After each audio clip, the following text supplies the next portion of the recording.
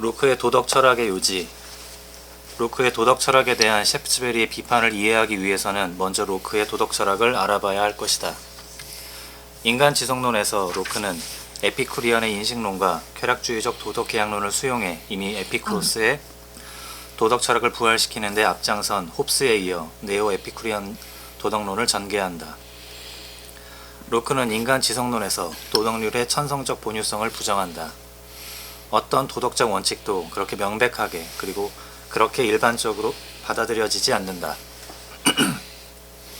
실천적 도덕 원칙은 인류로부터 현실적인 보편적 동의를 얻어 보편적으로 수용된 것일 뿐이다.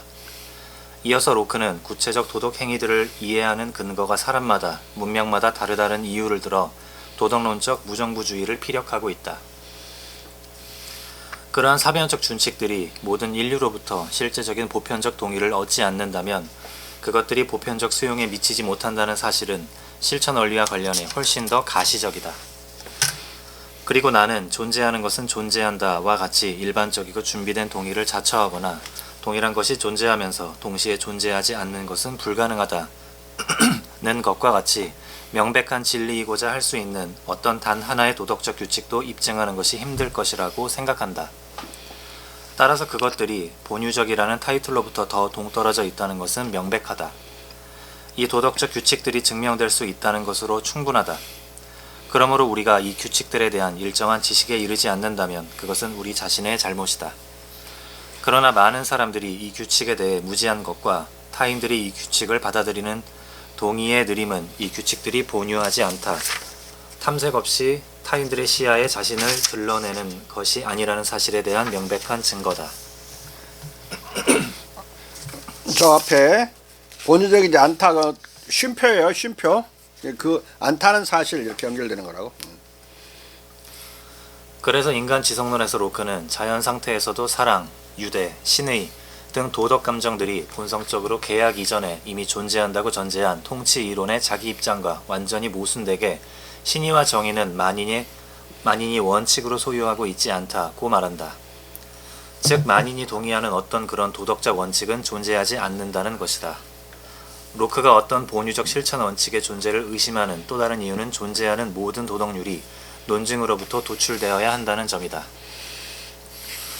나로 하여금 어떤 본유적 실천 원리의 존재도 의심하게 만드는 또 다른 이유는 어떤 사람이 정당하게 이유를 요구해서는 아니 되는 어떤 단 하나의 도덕 규칙도 제시될 수 없다고 생각하는 것이다.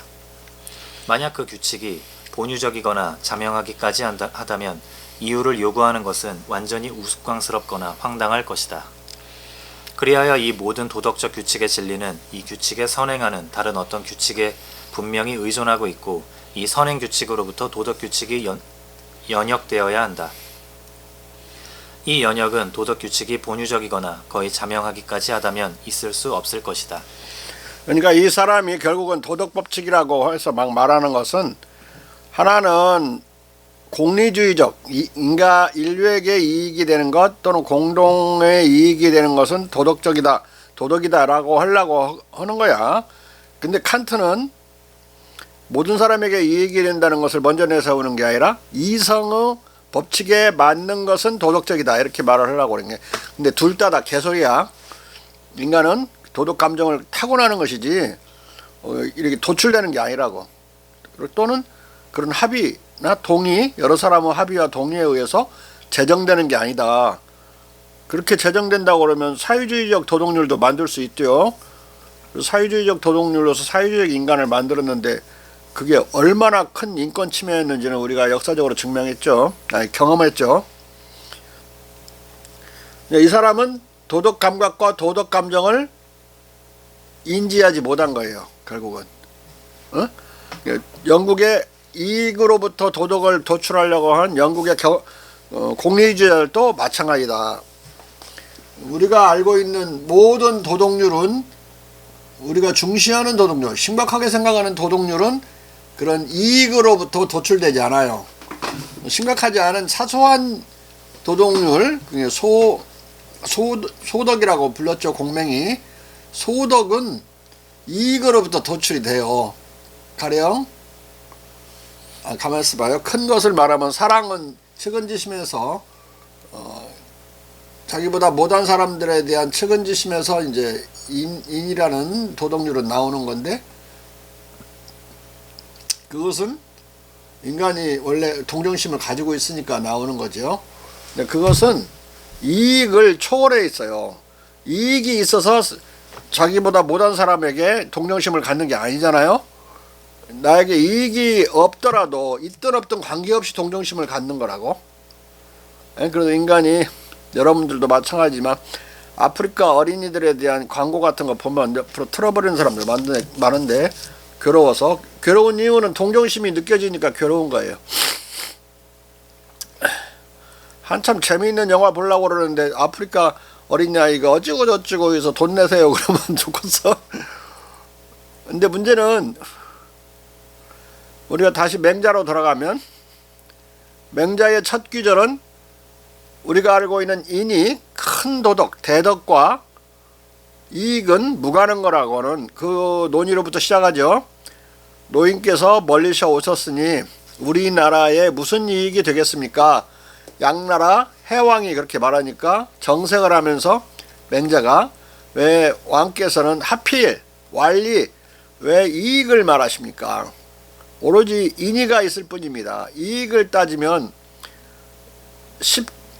십승지가는 자기가 승은 살은 4마리의 말이 끄는 전차를 말하는 거예요. 전차 10대가 있는 집안, 그런 대부는 100대가 있는 임금을 공격할 것이다. 아니, 그 대부를 공격할 것이다. 또 1000대가 있는 대부를 공격해서 1000대를 뺏을 나올 것이다. 이익만 있으면 하극상은 여반적으로 벌어진다는 이야기를 해요. 나라가 망해버린다. 여기서 지금 우리나라에 무슨 이익이 되겠습니까? 라는 말에 대해서 얘기했으니까, 그게 사적인 이익이 아니더라도, 사적인 이익은 말할 것도 없고, 국익도 우리의 동정심이나 인의는 초월하는 거야. 대덕은 국익까지도 초월하는 것이다. 국익을 키워주면 그 사람은 선한 사람인가? 그거 아니에요.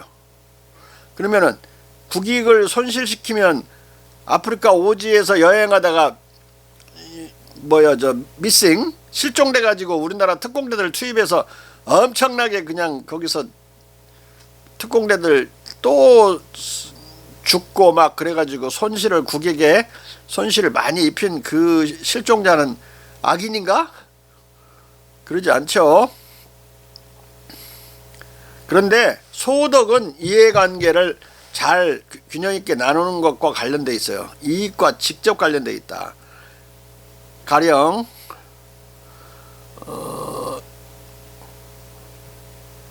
우리 서창훈이가 부지런해. 서창훈이 부지런하면 나한테 이익 하나도 없어요. 그런데 서창훈이에게는 이익이 있지. 그 이익이 있는 것을 칭찬해줘. 서창훈이 검소해. 사치스러운 것과 반대죠. 그러면 서창훈을 칭찬해줘. 도덕적으로. 작은 도덕들이야 다 이런 거. 또 서창훈이가 자기 이익에 미난하게 빨리 챙길 줄 알아. 미난한 거. 또 서창훈이 잘 씻어서 깨끗하다고 그래서 뭐 나한테 이익 없어요. 자기한테는 건강하니까 이익이 있을지 몰라도. 서창훈이가 이익을 잘 나눠 먹어. 둘이 있으면 둘이 협력해서 이익을 극대화시켜. 상호 이익을 잘 따른다. 그래도 칭찬해. 이익과 관련된 것들을 잘 나눠 먹는 것을 칭찬하는데, 서창훈이가 깨끗하게 목욕을 잘하는 것을 왜 칭찬하느냐? 나한테 민폐를 안 끼치니까 간접적으로 이익이 없지 않아요. 그 사람이 부지런하면 그 사람이 거지가 되진 않겠죠. 거지가 되면 나의 동정심을 유발해가지고 나한테 재산을 조금이라도 띄어가겠지만, 자기가 잘 넉넉하게 살면 그것만큼 안 되는 게 없죠. 옆에 사람들한테. 친척 중에 못 사는 놈 있으면 골치 아파요. 그러니까 민폐를 주변에게 불이익을 끼치지 않기 때문에 그 개인에게 직접적으로 먼저 이익이 되는 그런 행동이나 그런 이익 행동, 인터리스트 액션을 인간은 칭찬한다. 근데 그런 것들은 큰 도덕은 아니다. 큰 도덕은 그 이익을 초월해서 벌어져요. 대부분 인을 실천하려고 그러면 거의 자기 돈을 많이 쓰거나 그래야 돼요. 예? 남 도와주놓고는 돈 내놓으라고 하면 안 되죠. 뭐 옆에 있는 할머니가 쓰러졌는데 짊어지고 냈다 뛰어서 응급실에 입원시켜놓고 나중에 할머니 깨어나면은 내가 업어준 값 주시오. 그러면 그게 뭐 동정심에서 한 일이야. 지가 고용된 거지 스스로. 예? 그 업고 뛴 거 값 희주 씨는 받으려고 그래요? 뭐 심각하게 들어. 어? 근데 이제 그런 업고 뛰는 시간이나 자기 힘든 것을 희생하는 거야. 작은 거지만 대부분 사랑을 실천하기 위해서는 이 국가와 관련되는 경우는 목숨을 바쳐야 된다. 나라를 지킬 때는 목숨을 바쳐야지. 예? 아니 나라가 위기에 빠졌을 때 목숨 바치지 않고 지킬 일이 있나.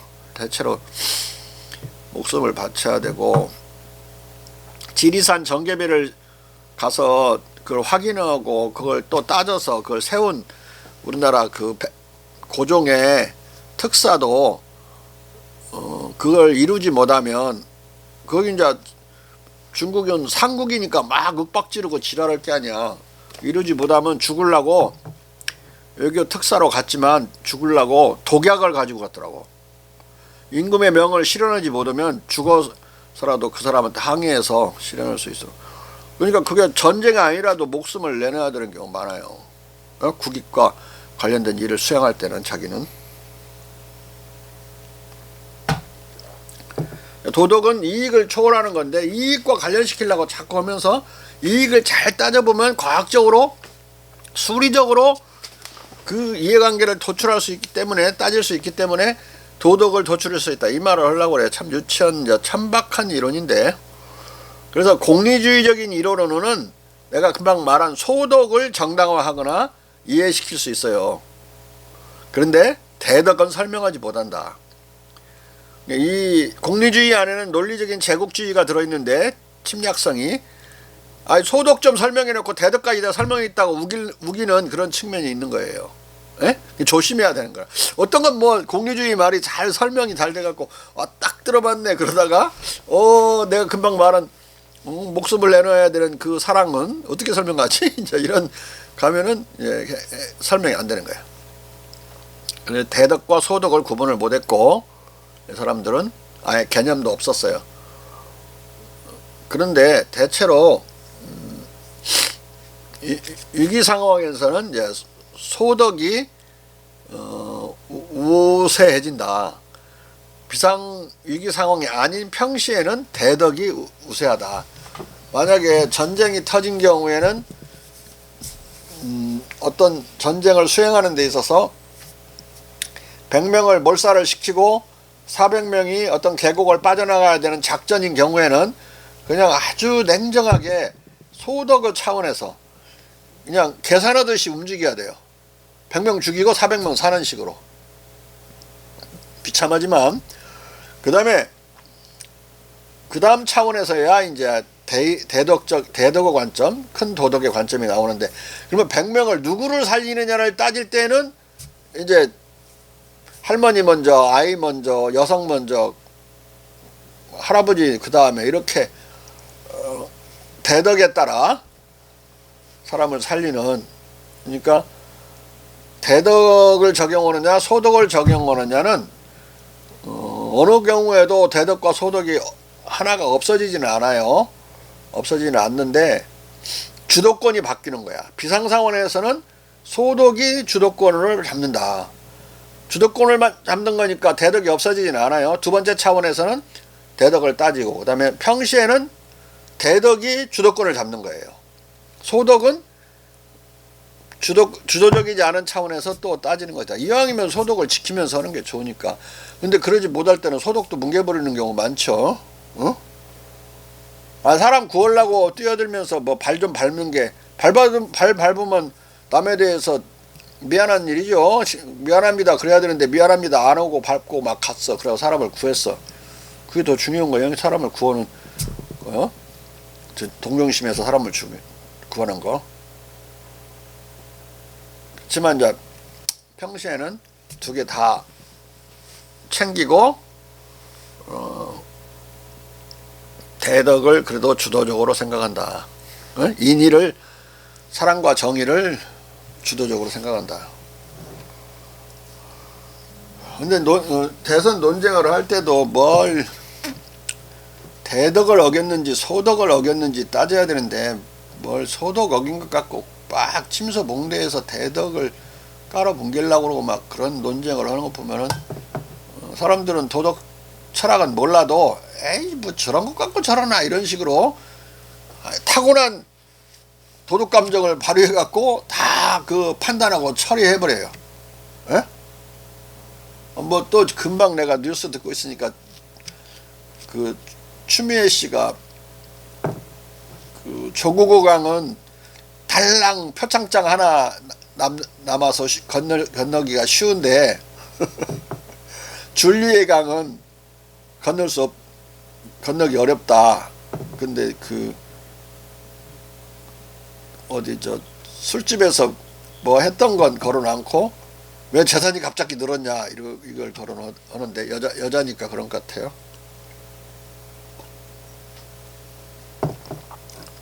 근데 만약에 실제로 그 라마다 르네상스 그 술집에서 뭐야 그 웨이트리스를 했다면 어떻게 되는 건가? 윤석열은 대통령 되지 말아야 되는 건가? 요새 계속 그거 물고 늘어지고 있대. 근데 뭐 안 했다고 하니까 아는 걸로 알고 있지만은 혹시 했더라도 뭐 그 본인은 아니니까 상관이 없다고 할 수 있는데 대통령 부인은 나중에 공적인 인물이 아니라 공인이 되거든요. 어떤 사람은 공적인 인물이라고 하던데 그러지 않아요. 공인이 돼요. 왜냐하면 청와대 제2부속실은 대통령 부인이 사용하고 대통령 부인에 대해서 공금이 지급된단 말이에요. 그 인원도 투입되고 공인이 되니까 따지긴 따져야죠. 근데 술집에서 웨이트리스 했으면 그 청와대 영부인 되는 것은 금지되어 있는 건가? 옛날 아르헨티나에 Don't Cry for 아르헨티나라는 그 주제곡이 나오는 에비타라는 뮤지컬? 오페라냐 뮤지컬이냐 모르겠는데 거기 그 에비타는 에바 페론을 말하는 거잖아. 그 페론의 부인. 그 여자는 정확히 호스티스 출신이잖아. 근데 아르헨티나 국민의 엄청난 사랑을 받았지. 그래서 그 오페라가 만들어져서 아르헨티나 사람들은 질질 짜지 그 노래 부르면서. 그런 경우도 있고 그렇기 때문에 그 추미애는 살짝 그 웨이트레스 문제를 피해가지고 돈 어디서 났어 이거 이렇게 따지더라고. 논쟁이 어디까지 갈지는 모르겠는데 아무튼 대덕을 어긴 건 아니다. 사랑과 인애와 정의를 어긴 건 아닌데 그걸로 이제 다른 걸 덮으려고 하는 거 아닌가 그런 생각을 하는 사람들은 윤에 대한 지지를 많이 보내는 것 같아요. 그리고 이상하게 다른 때는 뭐 8%, 7%, 10%도 안 나와. 그 호남에서 이쪽 한나라당이나 뭐 이런 쪽 후보들은 박근혜도 8%밖에 못 받았어 호남에서. 근데 지금 60% 정도밖에 이재명 씨가 못 받던데. 근데 말이야 김대중 대통령 노벨 평화상 21주기 기념대 행사를 하는데 안 올라고 오는 거야 이재명이. 거기 이사장이 김성재 장관인데 나한테 전화해갖고 이재명이 안 올라오는데 그 윤석열은 온다고 냉큼 온다고 그러는데 그래서 안철수는 어떤지 안철수는 연락도 없대요. 심상정은 연락도 없이 갑자기 나타났고 안철수 없이 결국은 막 비상회의를 열고 민주당에서 난리가 나가지고 후보를 막 거의 모가지 끌다시피 해서 참석을 시켰어요. 호남이 지금 표가 위태로운데 그 노벨상 평화 그 상 수상 21주기를 주년을 그렇게까지 무시해버리면 안 되는 거 아닌가? 난 그런 생각이 들대. 한마디로 도덕은 증명을 필요로 하므로 본유적이지 않다는 말이다. 도덕률이 본유적이지 않고 논증으로만 증명될 수 있고 증명되어야 한다는 이 입장은 뒤에 가면 더 원칙적으로 강화되는데 앞질러 그 이유를 시사하자면 그가 도덕성의 기원을 쾌통 또는 이익에 두기 때문이다. 자, 드디어 공리주의의 생부임이 나타났죠. 자, 에피쿠리언이야. 로크는 그릇되게도 현상적 차원의 도덕적 원칙들의 다양한 차이를 들어 인간 본성 차원의 본유적 도덕률의 존재를 부정하고 있다. 여기서 도덕 원칙이 인류로부터 현실적인 보편적 동의를 얻어 보편적으로 수용된 것이라는 말과 만인이 동의하는 어떤 그런 도덕적 원칙은 존재하지 않는다는 말은 실상 본질적으로 모순되는 말이다. 왜냐하면 인류로부터 현실적인 보편적 동의를 얻어 보편적으로 수용된 도덕 원칙이 존재한다는 것은 이 도덕 원칙에 대한 보편적 동의를 가능하게 하는 원천적, 단초적 요소들이 모든 인간의 본성 안에 공통적으로 잠재한다는 것을 반증하는 것이기 때문이다. 그렇지 않다면 이견이 많아가지고 이런 보편적 동의는 얻을 수 없겠죠. 동의는 얻을 수 있지만 보편적이지 않아. 어떤 특수한 동의들을 어떤 특별한 집단에서의 이해관계상 약속이 만들어지면서 동의를 얻겠죠. 근데 보편적이라는 것은 특수성을 초월해서 이해관계를 초월해서 얻어지는 거잖아요. 그러니까 이게 지금 자기 말을 깊이 생각했어야 돼. 존 로크는. 자. 그런데도 로크는 한사코 만인이 동의하는 도덕 원칙의 원천적 존재를 깡그리 부정하고 있다. 로크는 이 현상주의적 도덕 무정주의를 각 나라의 종교나 관습 무정부주의, 무정부 부자가 빠졌어. 그리고 풍토에 따라 상이할 수밖에 없는 도덕 행위들의 구체적 항목들의 차이나 사람마다 상이할 수도 있는 도덕적 규범에 대한 관점의 차이들을 들어 정당화하고자 한다.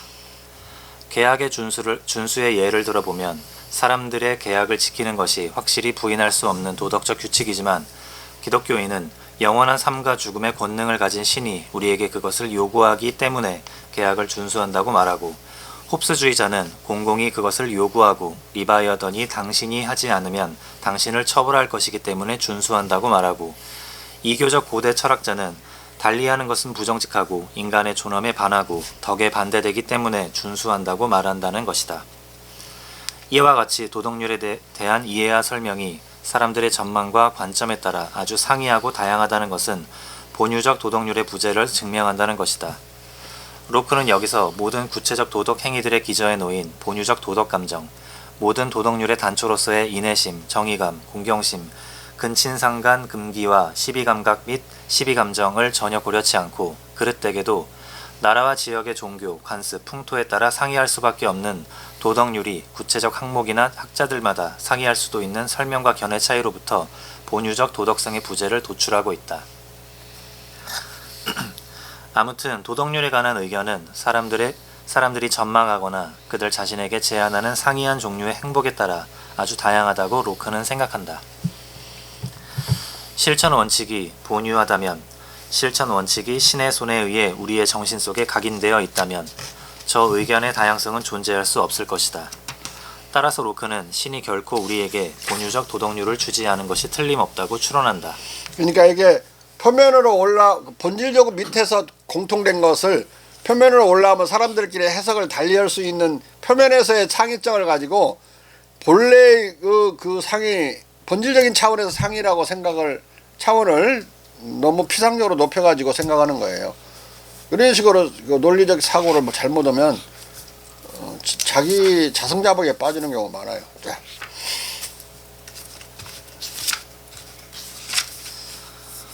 하지만 로크는 공동이익 또는 보편이익을 바탕으로 인류의 일반적 동의를 얻는 도덕률들도 있다고 말한다. 그러나 나는 몇몇 도덕률들은 도덕성의 참된 근거를 알거나 승인하지 않은 채 인류로부터 아주 일반적인 동조를 얻는다는 사실이 인정되어야 한다고 생각한다. 도덕성의 참된 근거는 오로지 어둠 속의 인간들을 보며 그의 손안에서 상벌을 쥐고 가장 오만한 위반자를 평가하도록 부르기에 충분한 권력을 가지고 있는 신의 의지와 법일 수 있을 뿐이다. 왜냐하면 신은 불가분적 연결에 의해 덕성과 공공행복을 결합했고 이 결합의 실행을 사회의 보존에 필수적이고 덕자가 관계하는 모든 사람들에게 가시적으로 유익하게 만들었기에 만인이 저 도덕규칙을 타인들에게 허용할 뿐만 아니라 권장하고 확대하고 만인이 타인의 도덕규칙 준수로부터 자신에게 이익을 거둘 것으로 확신하는 것은 놀랄 일이 아니기 때문이다. 우리는 이기심과 이승의 편의가 많은 사람들에게 도덕규칙의 외적 고백과 동조를 하게 만든 것을 발견한다.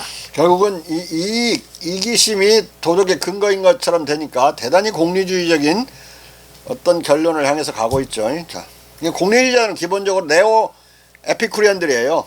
네오 에피쿠리안들. 자, 로크가 말하는 도덕규칙의 보편화 동력은 이기심과 편이다. 그리고 편이나 이익이나 같은 말이야. 편이나 이익이나.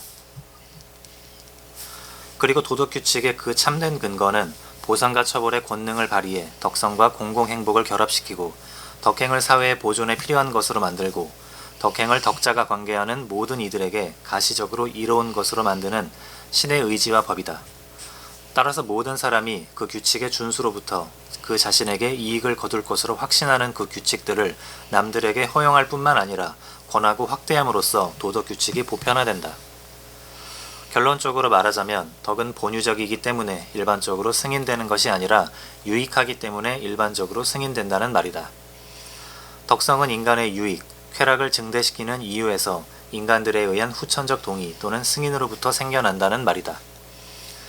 로크는 덕성과 도덕이 이런 이기적 쾌락적 이익에 대한 타산에 기초한 암묵적 사회계약의 소산이라는 에피쿠리안적 관념을 바탕으로 도덕을 정확하게 정의될 수 있다고 주장하고 이렇기 때문에 도덕은 수학적으로 논증 가능한 것이라는 매우 황당한 명제를 전개한다. 도덕에 속하는 혼합 양상들은 대부분 정신이 제 선호대로 합쳐놓은 결합물이고 실존하는 것으로 드러나는 상비적 패턴이 항상 존재하는 것이 아니기 때문에 이것들의 명칭들의 관념은 실물을 보여줌으로써 단순한 관념들의 이름으로 알도록 만들 수 없지만 이에 대한 보상으로 완벽하게 그리고 정확하게 정의될 수 있다.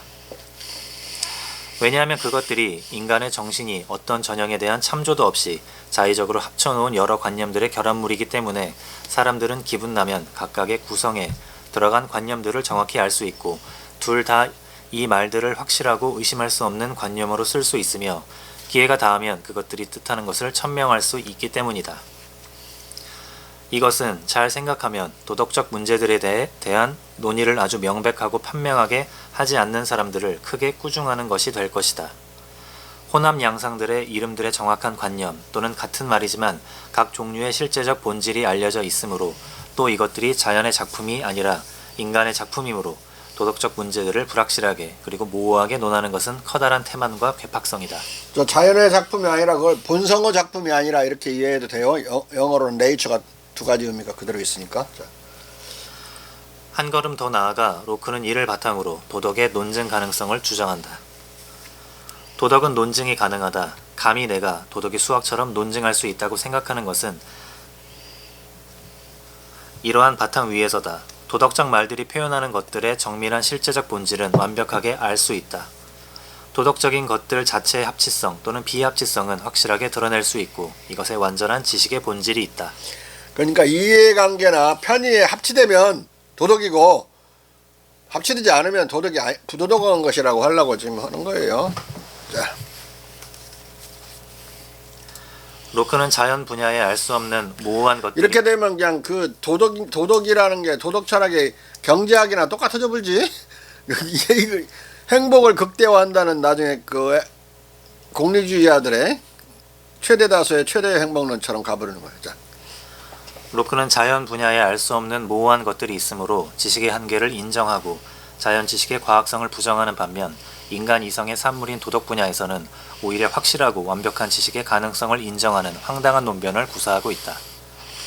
정확한 정의는 도덕 논의를 명백하게 만든다. 이 정의 작업에 의해 도덕 지식은 아주 큰 명백성과 확실성에 도달할 수 있다. 정의는 도덕적 단어들의 정밀한 의미가 알려질 수 있는 유일한 길, 그것도 그 의미가 확실하게 그리고 이것과 관련된 어떤 경쟁의 여지를 남겨줌 없이 알려질 수 있는 길이기 때문이다. 그러므로 도덕에서의 논의가 자연철학에서의 논의보다 훨씬 더 명백하지 않다면 인류의 태만이나 괴팍성은 변명거리가 될 수 없다. 조회하고 상응해야 하는 원형을 위한 어떤 외부적 존재들을 갖지 않는 이 도덕의 단어들은 정신 속의 관념들에 관한 단어들이기 때문이라는 것이다. 따라서 로크는 우리를 작품으로 창조하고 우리가 의존하는 힘, 선, 지혜에서 무한한 최고 존재의 관념과 지성과 합리적 존재로서 우리 안에서 명백한 것인 우리 자신의 관념은 적합하게 고찰되고 추구된다면 도덕을 논증 가능한 과학의 대우에 위치시킬 수 있는 우리의 행위 의무와 수칙에 그런 기초를 제공할 것이다 라고 생각한다. 이 점에서 로크는 오로지 자명한 명제로부터만 수학의 논리적 연관성만큼 논쟁 여지가 없는 논리필연적 연관성에 의해 올바름과 그릇됨의 척도가 과학들 중 다른 과학들에 전념하는 것과 동일한 중립성과 주의력을 갖고 이런 과학에 전념하는 어떤 사람에게든 작성될 수 있다는 것을 의심치 않는다. 수와 연장의 양상들과 마찬가지로 다른 양상들의 관계도 확실하게 인식될 수 있기 때문이다. 한편 로크는 양심을 인간의 영혼 속의 도덕적 본유관념으로 오인하는 오류에 대항해 양심을 관습과 교육의 소산으로 규정한다. 양심이 도덕적 위반에 대해 우리를 제재하는 것으로서 작용해 도덕률의 내적 의무와 확립을 보존하는 데 기여하지만 양심은 어떤 본유적 도덕률의 증거도 아니다. 이 양심은 몇 가지 도덕률에 동의하고 그 의무를 확신할 수 있다는 사실에서 형성되는 것이기 때문이다. 양심은 맹자는 네 가지의 도덕 감정과 도덕 감각이라고 정의를 했어요. 네 가지의 도덕 감정은 알다시피 동정심, 정의감, 공경심, 시비지심, 미안함 이런 거. 그리고 도덕 감각은 이제 시비감각 이렇게 정의를 했는데 이 사람은 양심이 결국은 이렇게 도출되고 논리적으로 논증된 그런 도덕 원리들을 마음속으로 체화한 걸로 보는 거야. 양심이 외부에서 온 걸로 보는 거라고. 자. 이 양심은 몇 가지 도덕률에 동의하고 그 의무를 확신할 수 있다는 사실에서 형성되는 것이기 때문이다. 따라서 다른 사람들도 또한 그들의 교육 교재와 그들 나라의 관습에서 동일한 정신 상태가 될 수 있다. 이런 확신은 양심을 작동시키는 데 기여할 것이다. 양심이란 우리 자신의 행위의 도덕적 정직과 타락에 대한 우리 자신의 의견 또는 판단에 불과한 것이다. 도덕의 본유적 감정과 도덕적 본유관념을 부정하는 로크의 이 일련의 주장들은 인간의 영혼이 인식적으로 본유관념을 갖지 않는 백지이듯이 도덕적으로 백지라는 말이다. 도덕적으로 도. 따라서 로크는 인간을 도덕적 백지 또는 사람이 원하는 대로 주저하고 빚어낼 수 있는 왁스로 간주한다. 왜냐하면 편향된 자연적 기질을 전혀 가지고 태어나지 않을 정도로 행복한 아담의 자녀들이 극소수일지라도 교육은 이 편향을 제거하거나 상쇄시킬 수 있기 때문이다. 따라서 인간의 도덕적 선악은 본유적인 기질이 아니라 교육의 산물이다. 우리가 만나는 모든 사람들 가운데 10명 중 9명은 선하게 또는 악하게 쓸모있든 쓸모없든 교육에 의해 만들어진 것이다. 교육이 인간을 선하게 또는 악하게 쓸모가 있게 또는 쓸모없게 만든다는 것이다. 따라서 로크가 교육에서 얻으려고 설정하는 제1목표, 즉 교육에서 목표로 삼아야 하는 어렵고 가치 있는 자질은 덕성, 직접적 덕성이다.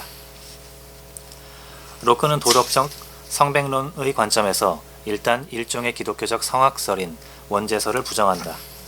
관용에 관한 서한에서 로크는 이 문제를 제기한다.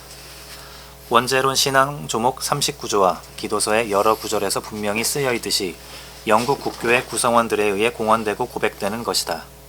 그러나 나는 영국 국교 공동체 안에 들어있는 사람이 스스로 학문을 탐구하는 자일지라도 그를 퍼즐 속에 빠뜨릴 원죄설에 관한 난제를 진리를 진리로 구하는 가운데 그 자신에게 제기하지 않을 정도로 부지런히 그리고 진실하게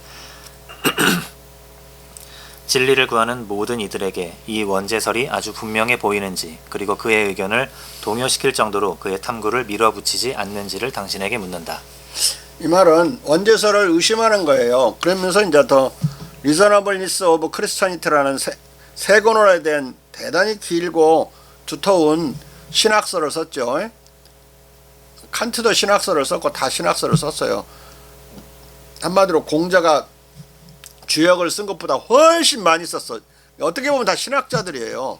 여기서 이제 그 자기의 신학이 원죄설을 부정하는 입장에 서 있다는 건데,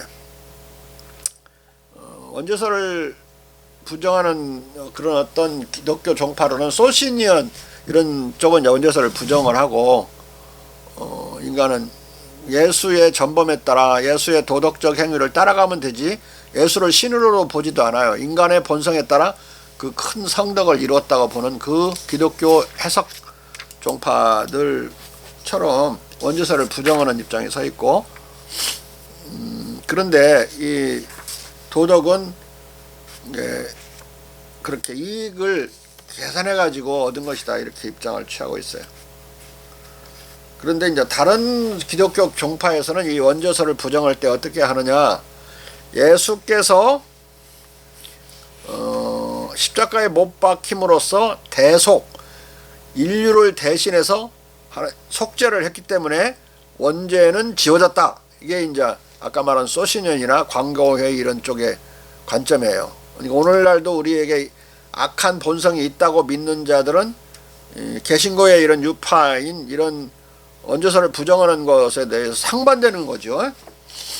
원죄는 예수님의 십자가 희생에 의해서 대속이 됐다. 그 입장이 지난번 우리가 배울 때 존 밀턴도 그 입장이었죠. 적어도 그것만큼은 신라곤과 복락곤의 공통된 연속된 입장이었어요. 예수님의 대속을 믿는 거. 예수님의 대속을 믿는 것만이 근대적인 기독교 종파와 가까워진다. 안 그러면 이제 자꾸 사람을 그걸로 목사들이 구속하고 돈 뜯어가려고 막 그런 소리 계속 하는 거예요. 너희들 원죄를 계속 목사가 사유해 줄 것처럼. 예수가 사유해 주지 못하는데 내밀한 목사가 어떻게 사유해 줘. 자, 로크는 여기서 이처럼 원죄설을 의문시함으로써 기독교적 성악설을 부인하고 있다. 로크의 생각은 인간이 아담의 원죄로 인해 죽어야 할 숙명을 타고났지만 원죄까지 타고나지는 않았다는 것이다. 원죄설, 성악설의 부정은 좀 특이하죠. 존 로크의 이 원죄설 부정은 원죄를 타고나진 않았다 이거야. 그 사람의 그 숙명을 죽는 숙명은 타고났지만 결국은 처벌종항 중에 하나죠. 죽어야 되는 거, 모탈리티는. 자, 원죄설의 부정은 맹자가 비판에 맞이하는 고대 중국의 고자의 성무선, 무학설과 유사한 로크의 도덕적 성백론의 귀결이다. 그렇게 읽으면 어떻게? 성무선 무악설. 성무선 무학설. 성은 선도 없고 악도 없다는 설. 따라서 동시에 로크는 원죄설적 성악설도 부정하지만 성선설도 부정한다.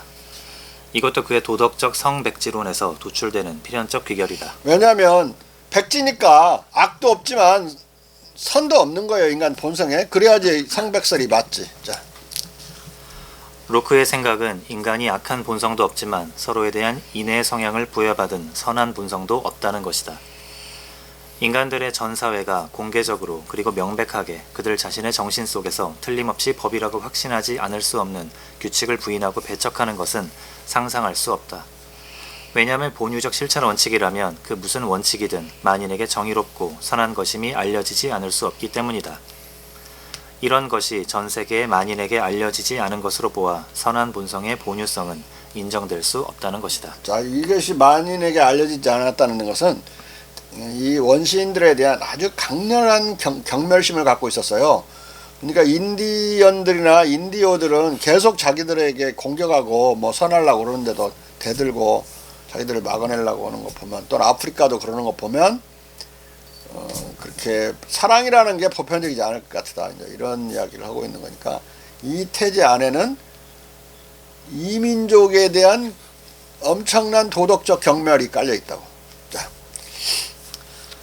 그러나 덕성의 원리가 본성 속에 실천적 이성으로 본유한다는 합리론적 도덕론도 물론 그릇된 것이지만 덕성의 원리가 아니라 이 원리의 단초 또는 맹아로서의 도덕감정이 본성 속에 본유한다는 사실마저도 부정하는 로크의 입장도 그릇된 것이다.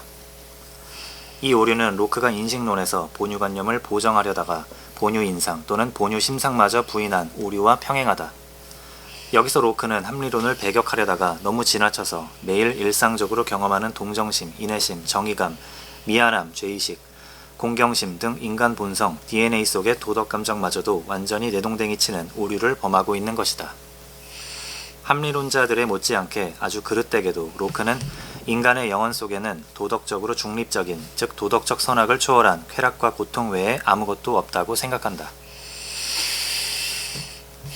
오로지 이 개인의 비사회적, 이기적 쾌락과 고통만이 인간의 행동을 추진한다는 것이다. 로크는 쾌락과 고통을 다음과 같이 정의한다. 기쁨 또는 불만, 이 둘 중 하나는 가문과 반성의 관념들 또는 이 둘 다의 온갖 관념들과 결합된다. 외부로부터 온 어떤 감각들의 감정이든 안의 정신의 어떤 외진 생각이든 거의 다 우리 안에서 쾌락이나 고통을 산출할 수 있다. 나의 쾌락과 고통의 정의는 우리를 기쁘게 하거나 괴롭히는 모든 것을 이것이 우리 정신의 생각들로부터 생겨나든 아니면 우리의 육체에 작용을 가하는 어떤 것으로부터 생겨나든 표현하는 것이다. 우리가 그것을 한편으로 만족, 기쁨, 쾌락, 행복 따위로 부르든 다른 한편으로 불만, 괴로움, 고통, 고뇌, 고민, 불행 따위로 불리든 이것들은 동일한 것의 정도 차이일 뿐이고 다 쾌락과 고통, 기쁨과 불만의 관념에 속한다. 그러니까 이 사람은 고통과 쾌락의 범주 또는 우리말로 순우리말로는 기쁨과 아픔의 범주로만 사고하고 있기 때문에 즐거움을 모르는 거예요. 대단히 기독교적이죠. 기독교의 모든 철학은 즐거움을 몰라요. 전부 기쁨이고 뭐 소망이 이루어지기를 바라고 이루어지면 기뻐하고 승리하기를 바라고 맨날 이게 기쁜 교회, 소망 교회 그런 것만 있어. 즐거운 교회는 내가 못 봤어요. 에? 그리고 이제 기독교인들의 중대한 특징은 그 즐거움이라고 하는 것과 기쁨을 구분을 못 해버려요. 아예 우리말 자체를 잃어버렸어. 너 서창훈 기독교 믿어? 아니요. 근데 낙자 쓰는 교회들은 엄청 많은데요. 뭐 영락교회 이런 교회들 있잖아요. 뭐 구별을 못한다. 아마 기쁨 낙자로 그걸 할 거야. 기쁠 낙자로 할 거야. 또 어디 영락교회 말고 또 어디 있지? 왜냐면 희락이나 쾌락이라는 말도 낙자가 들어있잖아. 우리가 그 또 글자 문제에서는. 그런데 한자는 분명히 다른 거예요. 어? 희와 희열하고 이 락은 다른 거야. 이 기쁨은 우리의 욕망 충족 시에 늘 생기는 거라고 그랬죠. 근데 너무 덧없어요. 욕망 충족되는 순간이 짧으니까. 그런 의미에서 섹스도 마찬가지야. 욕망의 충족이니까. 사람을 만나서 기쁘다. 그거 말 돼. 만나고 싶었는데 그 욕망이죠. 그게 실현되니까 기쁜 거니까. 그런데 만나서 놀았을 때는 즐겁죠. 만나서 즐겁게 놀았다라고 말하지 만나서 기쁘게 놀았다 이런 소리 하는 또라이가 있어요? 응? 사람하고 어울리고 공감하는 데에는 늘 즐거움이 있는 것이고 즐거움은 다른 말로 행복이야. 공자의 모든 경전에는 인생의 낙이 어디 있느냐, 그 말은 인생의 행복이 어디 있느냐 이랑 똑같은 거야. 그러니까 내가 여러 번 말하지만 논어의 첫 구절은 낙으로 시작한다. 낙 유붕자 원방내하니 불력 낙호와 이 즐겁지 아니하냐. 이 사람과 공감 속에서만 즐거움은 생기는 것이다.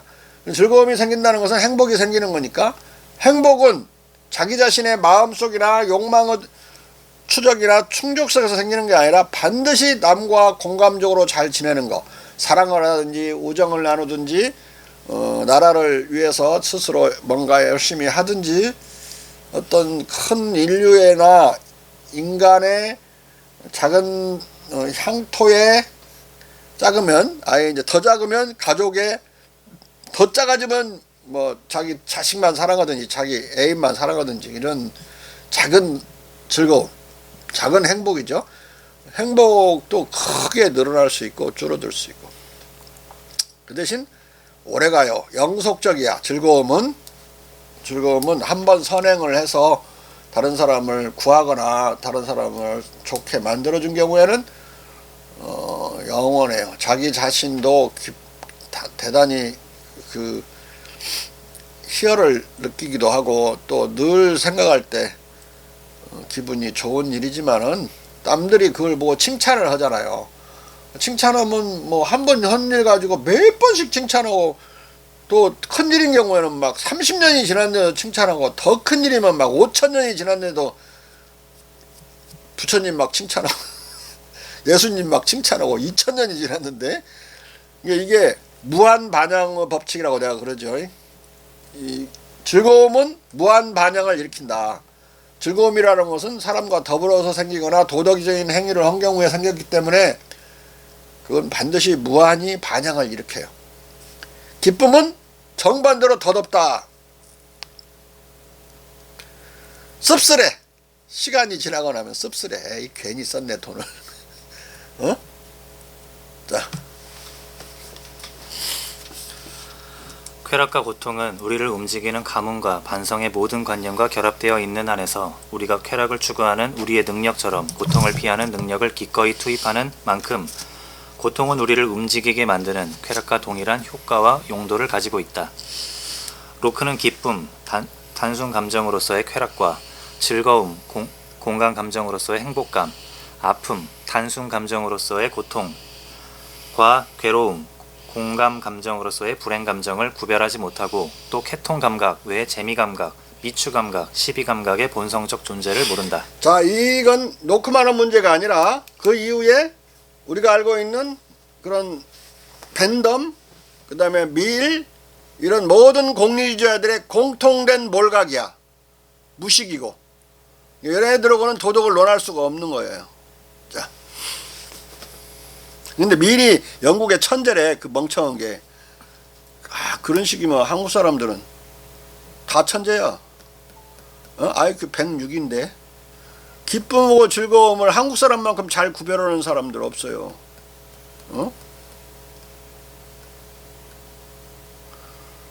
놀 때 혼자 놀지 않지. 맨날 노래도 맨 즐거움에 관련된 것들이야. 노세 젊어서 노세 어울려서 그렇게 놀잖아. 자, 그러나 플라톤, 아리스토텔레스, 에피쿠리언들처럼 기쁨, 쾌락과 즐거움, 행복감, 아픔, 고통과 괴로움, 불행감을 구별하지 못하는 로크는 행복을 바로 이기적 쾌락과 등치시키고 불행을 고통과 등치시키는 에피쿠리언적 쾌락주의적 행복론을 전개한다. 욕망은 결핍으로 인한 불만으로 나타난다. 따라서 욕망의 불만은 이 불만을 없애려는 의지를 결정한다. 그리고 이것이 행동의 원천이다. 따라서 최대의 적극적 복리는 이 복리에 대한 욕망을 야기하기 때문에 의지가 아니라 불만을 규정한다. 그런데 불만의 제거는 행복으로 가는 첫걸음이다. 왜냐하면 불만만이 현존하고 또 욕망은 모두 불만을 동반하기 때문이다. 그리고 가장 이 말은 좀 여러분들이 어려울 텐데, 왜냐하면 영어의 버르장머리 때문에 우리 한국말을 쓰는 사람은 이해할 수가 없어요. 여기서 욕망이라는 건 want란 말이야. want, desire나, 근데 여기서는 want야. want는 결핍이라는 뜻도 동시에 있잖아요. 없는 거. 이게 불만이란 같은 뜻으로 보는 거예요. 야는. 예? 논리적 구조를 알겠죠? 얘네들은 어법에서 나오는 거야. 자. 그리고 가장 당면적인 불만이 자연적으로 의지를 정한다. 한편 만인은 행복을 요구한다. 그러므로 만약 요구한다. 그러므로 만약 욕구를 동하게 하는 것이 무엇이냐고 더 깊이 물어들어온다면 나는 그것이 행복이고 오로지 이 행복일 뿐이라고 대답한다. 행복과 불행은 두 극단의 명칭이고 이것들의 극한적 범위를 우리는 모른다. 행복은 무엇인가? 행복은 우리가 가질 수 있는 극도의 쾌락이고 불행은 극도의 고통이다. 우리 안에서 기쁨을 생산하기 쉬운 것을 선이라고 부르고 고통을 생산하기 쉬운 것은 악이라고 부른다. 여기서 로크의 행복 개념은 덕성 개념의 도움 없이 이기적 쾌락과 고통에 따른 선악의 개념만으로 완결된다. 덕성, 선의 습관화와 행복의 결합이 완전히 해소된 것이다. 그리하여 로크의 이 쾌락주의적 행복론은 신의 의지와 법, 이 인류의 공동이익을 근거로 보상과 처벌의 권능을 발휘해 덕과 공적 행복을 결합시키고 덕행을 사회 보존에 필요한 것으로 만들고 덕행을 덕자가 관계하는 모든 이들에게 가시적으로 이로운 것으로 만든다는 위의 명제와 별개로 놀고 있다. 우리에게 남는 추정은 로크가 덕성을 보편적 공동이익, 만인의 행복의 충족으로서의 공적 행복과만 관련된 것으로 여긴다는 것이다. 즉 덕성을 개인들의 사적 행복과는 무관한 별개의 것으로 제쳐둔다. 요약하면 로크는 인간이 도덕적 선심을 본성적 단초로도 가지고 있지 않고 대신 인간을 기쁘게 하는 행복을 향하고 또 인간을 고통스럽게 하는 불행으로부터 벗어나는 본성을 가지고 있다고 생각한 것이다. 사적 인간은 덕성 없이도 쾌락을 통해 행복을 이룰 수 있다. 이것은 보편적 관찰을 통해 의심할 바 없이 확인되어 온 것이지만 영원히 도덕적으로 선한 것을 향하고 악으로부터 벗어나는 이러한 성향이 있다는 것은 인간의 관찰에 포착된 바 없고 따라서 인정될 수 없다.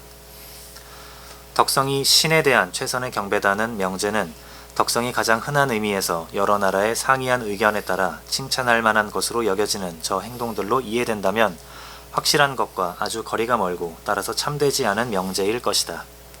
그 자신의 본질에 따라 바르고 선한 것이라는 뜻으로 쓸 경우의 덕성을 덕의 유일한 참된 척도인 규칙으로서 신에 의해 규정된 규칙이나 신의 의지에 순응하는 행동으로 정의한다면 덕성이 신에 대한 최선의 경배다는 명제는 가장 참되고 확실하지만 인간적 삶 속에서 거의 쓸모없는 것이다. 왜냐하면 이 명제는 신이 그가 명하는 것을 행하는 것을 기뻐한다는 명제에 지나지 않기 때문이다. 어떤 사람은 신이 명한 것이 무엇인지를 알지 못하더라도 신이 그가 명하는 것을 행하는 것을 기뻐한다는 이 명제가 참이라는 것을 확실하게 알지도 못하지만 이 명제는 이전과 마찬가지로 여전히 그의 행동의 규칙 또는 원리들과 거리가 먼 것일 것이다. 그리고 나는 거의 아무도 신이 그 자신이 명하는 것을 행하는 것을 기뻐한다는 명제에 지나지 않는 것을 모든 인간들의 정신에 새겨진 본유적 도덕 원리로 이것이 얼마나 참되고 확실하든 간에 받아들이지 않을 것이라고 생각한다.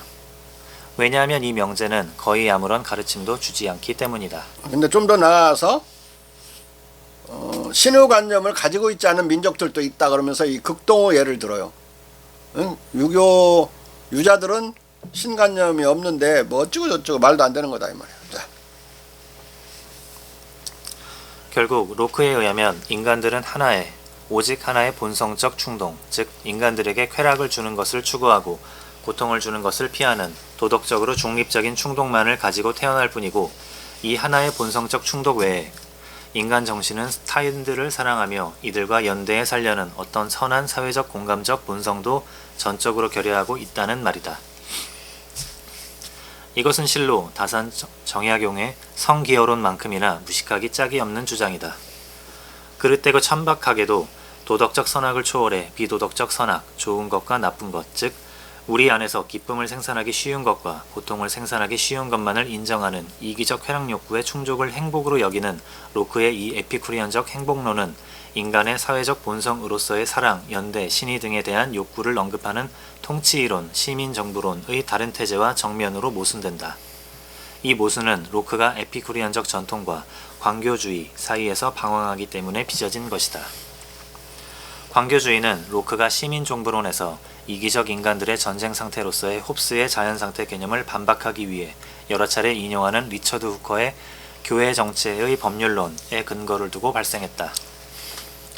광교파는 공식적 영국 성공회를 믿지만 교리와 예배 그리고 교회의 조직이 비교적 중요하지 않다고 생각했던 17세기 영국 신학자들이다.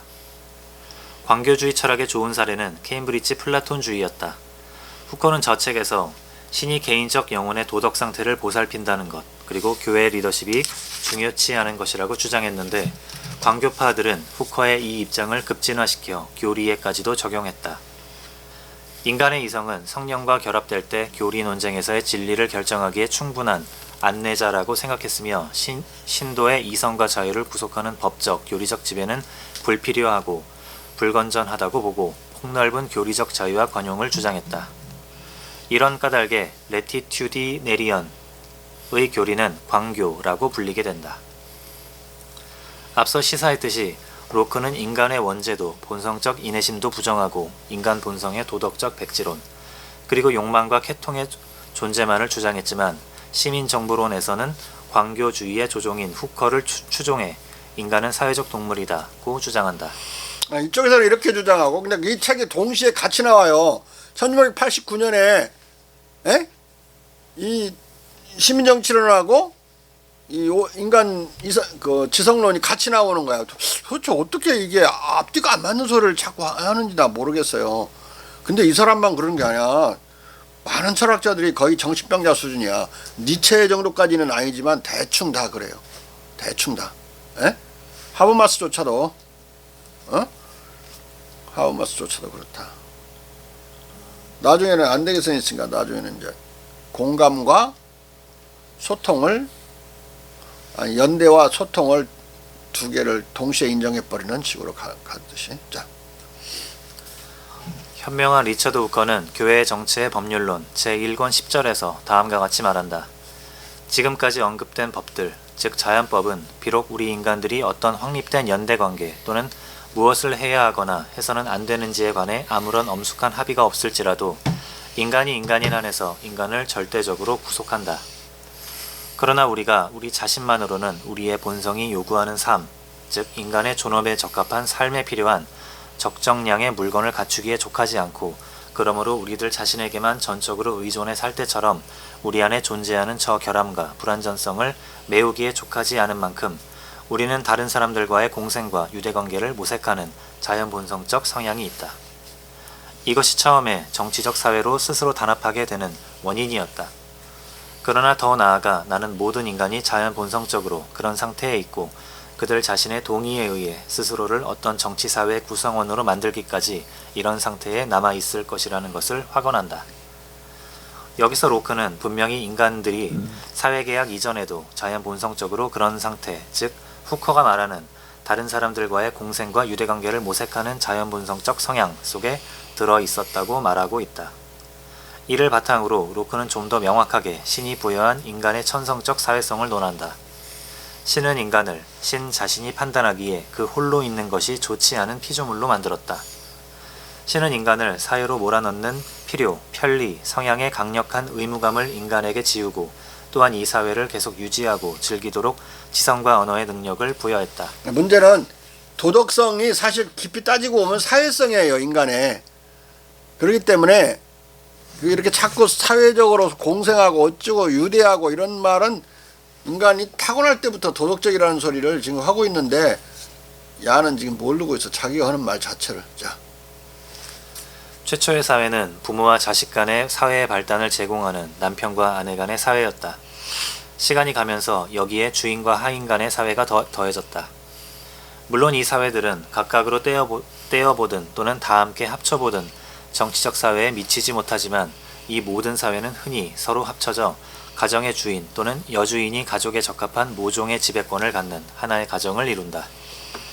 그러나 부부사회가 이성적 계약에 의해 만들어지고 공적 사회, 시민사회도 이성적 계약에 의해 만들어진다는 자신의 기본 명제와 모순되게도 로크는 후커의 연대, 사랑, 인애 명제를 적극 긍정하며 활용한다.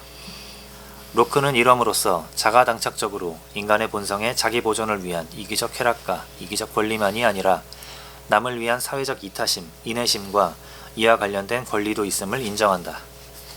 인간은 자연상태에서 타인의 생명, 자유, 점유물에 대한 자의적 권력이 없고 오로지 자연법이 그에게 자기 보존과 나머지 인류의 보존을 위해 그에게 부여한 것만큼의 권력만 가지고 있다는 것이다. 이것은 자연적 인간이 애당초 자연법이 나머지 인류의 보존을 위해 그에게 부여한 권력, 즉 이타적 권능도 가지고 태어났다는 말이다. 이와 관련해 로크는 후커의 자연적 인간의 사회적 동물 태제를 인용한다. 공적 사회를 지탱하는 두 가지 기초가 있는데 하나는 만인이 사회생활과 동료적 연대를 욕구하는 본성적 성향이고 다른 하나는 함께 삶의 결합 방식에 관해 명시적 또는 암묵적으로 합의된 질서다. 여기서 너무나도 명확하게 로크는 위에서 부정했던 인간 본성 속에 본유하는 사회적 연대에 대한 욕구를 인정하고 있다. 그런데 이 연대에 대한 본성적 욕구, 이 특이한 감정은 다름 아닌 공명의 인의도덕의 본성적 단초인 동정하고 부끄러워하고 공경하는 공감적 도덕감정인 것이다. 로크의 이러한 극심한 도덕론적 갈지자 걸음은 그가 인애적 공감적 인간 본성론과 성선설을 배격하면서도 홉스의 만인과 만인의 전쟁 상태로서의 자연상태 개념을 비판하기 위해 후커의 인간의 사회적 본성 태제를 받아들인 데서 야기되었다. 그러니까 이쪽에서는 그 지성론에서는 인간 지성론에서 도덕을 논할 때는 홉스를 이용하고 정치 이론에서는 거꾸로 홉스를 부정하면서 후커를 이용하고 완전히 이 갈치자 걸음 정도가 아니라 가랑이가 찢어지는 자. 그러나 후커만이 아니라 상론의 뜻이 컴벌랜드, 푸펜도르프 등 로크 직전 세대 또는 로크와 동시대 철학자들은 공감, 인애의 개념과 성선설을 수용했었다. 밀턴과 컴벌랜드 그리고 푸펜도르프나 둘 다 공자 철학의 영향을 받았는데 다만 밀턴과 컴벌랜드는 앞서 상론의 뜻이 공자 철학을 말없이 수용했고 공자 철학과 서구 계몽주의의 기원에서 상론한 바와 같이 푸펜도르프는 공자의 이름을 직접 밝히며 인용하고 있다. 공자의 도덕론을 직접 인용하며 논변을 구성하는 푸펜도르프의 책 자연법과 국제법은 앞서 로크의 저 장서 목록에서 확인했듯이 그가 직접 읽었었다. 따라서 로크의 이런 입장 전환에는 공자의 영향도 느껴진다. 컴벌랜드와 푸펜도르프의 그러니까 이게 지성론은 좀 오래전에 쓴 것 같고 책은 같이 나갔지만 망명 상태에 있었기 때문에 돌아와서 몽땅 한꺼번에 낸 거예요. 그런데 이걸 맞춰야 될 게 아니야? 또 조율을 시켜야 되는데 그거 게을러 빠져가지고 그냥 내버린 거지 그냥. 예? 내 책도 여러분들이 보면 조금 안 맞는 것들이 있어 앞뒤가. 왜냐하면 뒤로 갈수록 이론이 완벽해지기 때문에 앞에 있는 것들은 뭐 조금 이렇게 존 노크에 관한 논의도 조금씩 달라요. 뒤에 것이 더 낫고 정확하다고. 앞에 것은 가령 존 노크와 몽테스큐의 사상이 미국 혁명에 도움을 줬다.